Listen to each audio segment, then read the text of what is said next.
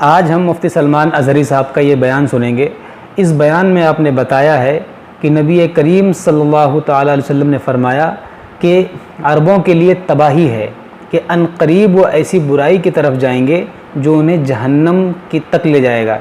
اور ایک حدیث پاک ہے، اس میں آپ نے فرمایا کہ قیامت اس وقت تک نہیں آئے گی جب تک عربوں کے کچھ قبیلے بت پرستی نہ کرنے لگ جائیں۔ اور آج آپ دیکھیں کہ کس قدر عرب دیشوں میں برائیاں پھیلتی جا رہی ہیں، وہاں پر شراب بھی عام ہوتے جا رہے ہیں، وہاں پر ناچ گانا بھی عام ہو گیا، اور ابھی آپ نے دیکھا ہوگا کچھ دن پہلے کہ وہاں پر مندر بھی بنا دیا گیا، اور کچھ لوگ جو ہیں عربی لوگ کو ہم نے دیکھا ویڈیو میں کہ وہ مندروں میں گئے ہیں، پتہ نہیں وہ پوجا کرنے گئے تھے، کیا کرنے گئے تھے۔ تو دھیرے دھیرے اب وہاں پر برائیاں عام ہوتی جا رہی ہیں۔ دوستو آئیے اسی حوالے سے ہم یہ بیان سنتے ہیں۔ میرے عزیزو، یہ حالات پر میں نے صرف اس لیے بات کی کہ آپ قیامت کے قریب جو ہونے والا ہے، حضور فرماتے ہیں ویل للعرب من شر قد اقترب۔ حضور پاک فرماتے ہیں عربوں کے لیے تباہی ہے کہ ان قریب وہ ایک ایسی برائی کی طرف جائیں گے جو ان کو جہنم میں لے جائے گی، عربوں کے لیے۔ اور حضور صلی اللہ علیہ وسلم نے یہ بھی فرمایا، حدیث پاک ہے، قیامت اس وقت تک نہیں آئے گی جب تک کہ عرب کے کچھ قبیلے بت پرستی نہ کرنے لگ جائیں۔ عرب میں ہوگا ہی، عرب میں بت پرستی ہونے لگ جائے گی، مشرکین وہاں پیدا ہو جائیں گے۔ یہ حدیث میں 1400 سال پہلے میرے آقا نے فرمایا۔ تو تم کبھی ان کو جبے کبوں میں دیکھ کر، پوجا پاٹ کو دیکھ کر یہ مت سمجھنا اسلام فلیکسیبل ہے، اسلام میں سب کچھ ہو سکتا ہے۔ وہ تو آپ نشے کے اڈے بھی کھول لیں گے، اور کھول رہے ہیں۔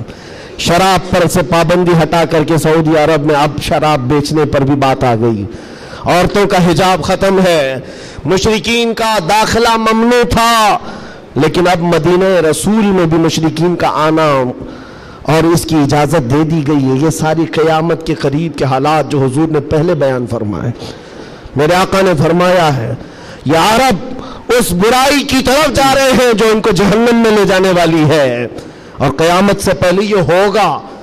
لیکن ان کے یہ سارے کارنامے ہمارے لیے دلیل نہیں ہے۔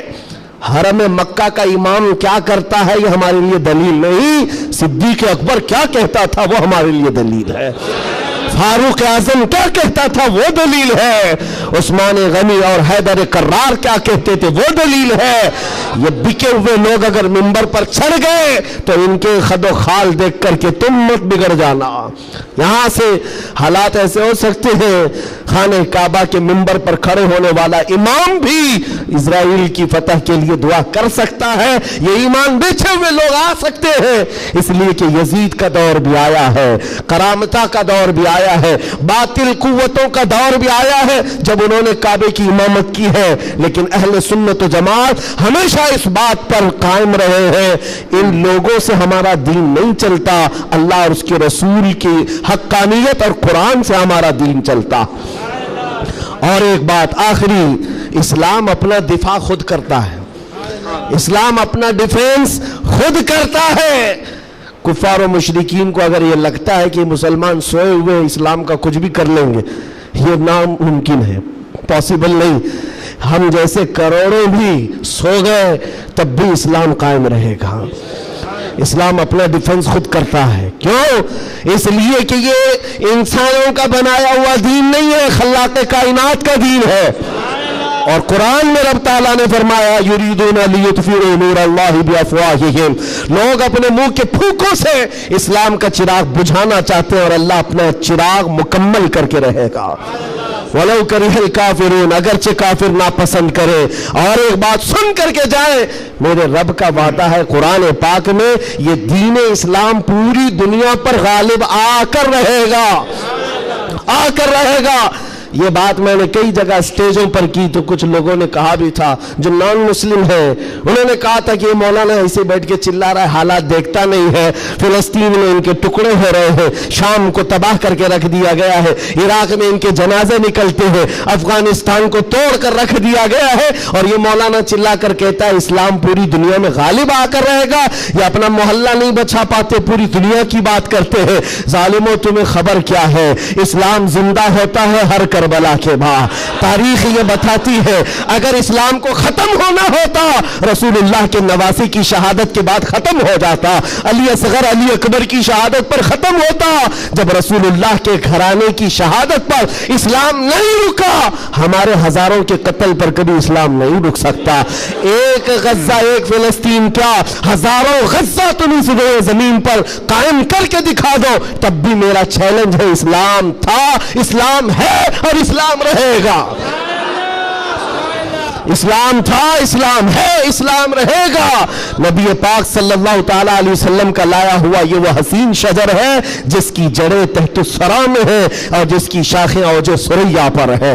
اس کے پتے کو ہلانا بھی مشکل ہے. لوگ آج یہ سمجھ کر کے بیٹھے مسلمانوں کو مارنا اس کا مطلب اسلام ختم ہونا. ایسا نہیں ہے. مسلمانوں کا قتل اسلام کا قتل نہیں ہے. مسلمان اس کی حفاظت کے لیے نہیں ہے میرے عزیزو, اللہ اس کی حفاظت فرما رہا ہے. اللہ اس کی حفاظت فرما رہا ہے اور آپ سب کی ذمہ داری یہ ہے, آپ سب کی ذمہ داری ہے. ایک سوال کا جواب اور بھی, کسی کے ذہن میں یہ چیز آتا ہے, یہ سوال آتا ہے تو اس کے اطمینان کے لیے کہہ رہا ہوں. بار بار یہ کہتے ہیں اچھا آپ کا دین حق پر ہے, آپ کا خدا حق ہے, آپ کا رسول حق ہے, تو اتنے مارے کیوں جاتے ہیں تم لوگ؟ یہ سوال کرتے ہیں کچھ گیدڑ بھپکی لوگ, ایسے سوال کرتے ہیں کیوں تم لوگ سب جگہ مارے جاتے ہو؟ ان کو ایک ہی بات کہنا, میرے عزیز تجھے پتہ نہیں ہے ہم پروانے ہیں, مرنے کے لیے ہی پیدا ہوتے ہیں. پروانہ کس کام کے لیے ہوتا ہے؟ شمع کے ارد گرد گھومتا ہے اور اپنی جان دے دیتا ہے, اور اگر جان نہیں دیتا تو اسے پروانہ بھی نہیں کہا جاتا. پورے مسلمان مصطفیٰ کریم کے پروانے ہیں. تو شمع رسالت ہے, عالم تیرا پروانہ. تو شمع رسالت ہے یا رسول اللہ, عالم تیرا پروانہ. اسی لیے ہم نے یہ کہا ہے حضور پاک شمع ہیں اور ان کے پروانے ہیں. اگر یہ مرتے ہیں کٹتے ہیں تو اس تعجب کی بات نہیں ہے, پروانے کا کام ہی ہے اپنی جان دینا.